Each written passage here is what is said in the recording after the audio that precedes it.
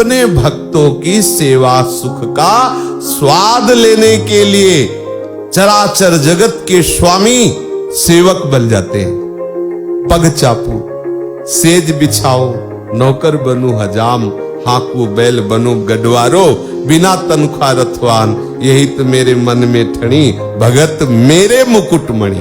कोई वैष्णव जा रहा है भजन करते हुए और चोरी चोरी उसकी चरण रज लेके माथे पे लगा के, हृदय पे लगा के, वो हमने देखा है वैष्णव पुलकित होते हैं। इस शरीर की सार्थकता ये है कि अगर कहीं किसी वैष्णव की सेवा का अवसर मिले तो ठाकुर सेवा दूसरे नंबर पे करे, पहले नंबर पर वैष्णव सेवा, पहले नंबर पर साधु सेवा। शरीर की सार्थकता किसमें? प्रभु और प्रभु के जनों की सेवा में।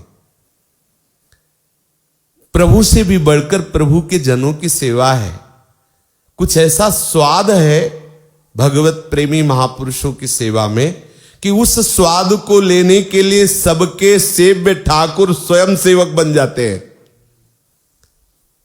आप देखो, कहीं शिखंडिया रूप से एकनाथ जी की सेवा में, कहीं अंतर्यामी नामधारी त्रिलोचन जी की सेवा में, कई जगह और बहुत सी ऐसे भक्तों के चरित्र आए जहां अखिल लोक चूड़ामणि सबके स्वामी सेवक बने दिखाई दिए। कहीं गुप्त रूप से, कहीं प्रकाशित हो गए, नहीं तो अपने भक्तों की सेवा सुख का स्वाद लेने के लिए चराचर जगत के स्वामी सेवक बन जाते हैं। पग चापू, सेज बिछाओ, नौकर बनू हजाम, हाकू बैल बनो गडवारो, बिना तनख्वाह रथवान, यही तो मेरे मन में ठणी, भगत मेरे मुकुटमणि। मैं भक्तन को दास, भगत मेरे मुकुटमणि। अगर शरीर से वैष्णव सेवा का अवसर कहीं मिल रहा हो तो ठाकुर सेवा रोक देना। ध्रुवदास जी ने 42 लीला जी में भी वर्णन किया है कि यदि आप श्री जी की सेवा में हो और कोई महाभागवत पधारा है तो श्री जी की सेवा को विश्राम दे दो। जिस स्थिति में हो पहले उस महाभागवत की अर्चना करो।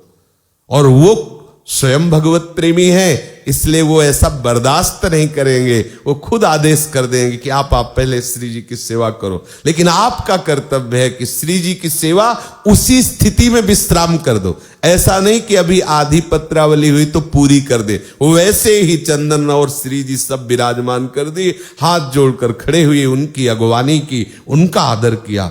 अगर ऐसा किया तो बोले जगत पर विजय प्राप्त कर लेगा वो भक्त। आप माया को परास्त कर देंगे यदि आपने ऐसी वैष्णवों के प्रति, महाभागवतों के प्रति ऐसी भावना बना ली।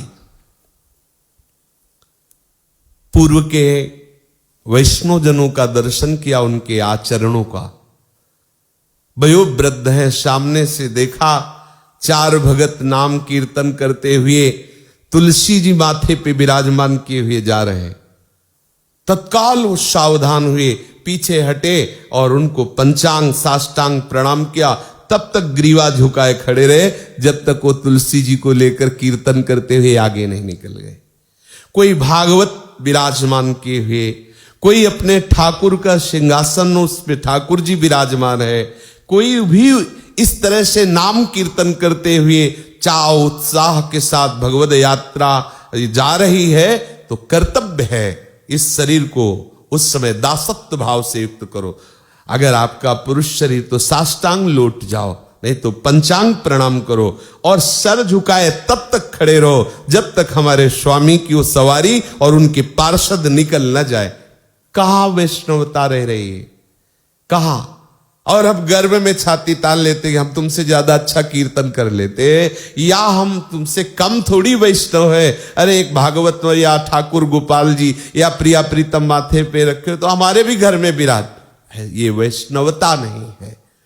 कोई वैष्णव जा रहा है भजन करते हुए और चोरी चोरी उसकी चरण रज लेके माथे पे लगा के, हृदय पे लगा के, वो हमने देखा है वैष्णव पुलकित होते हैं। चोरी चोरी इसलिए कि यदि उसके सामने लगाएंगे तो दैन्य मूर्ति वैष्णव के हृदय में कहीं उसको संकोच न हो जाए, इसलिए पीछे से चल।